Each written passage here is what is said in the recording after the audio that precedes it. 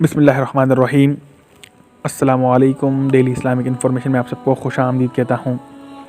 Friends, صحیح بخاری کی حدیث ہے، والیوم 3 بک نمبر 34، حدیث نمبر 2069۔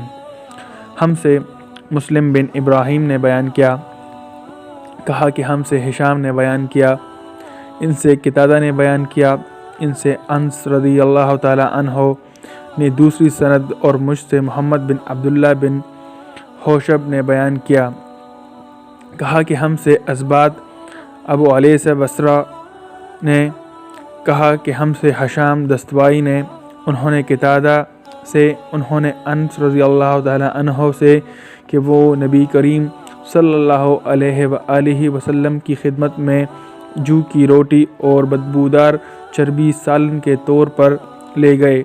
آن حضرت صلی اللہ علیہ وآلہ وسلم نے اس وقت اپنی ذرا مدینہ میں ایک یہودی کے یہاں گروی رکھی تھی اور اس سے اپنے گھر والوں کے لیے قرض لیا تھا۔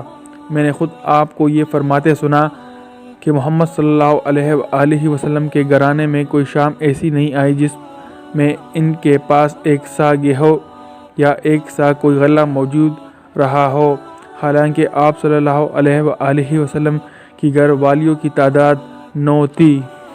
شکریہ حدیث سننے کا۔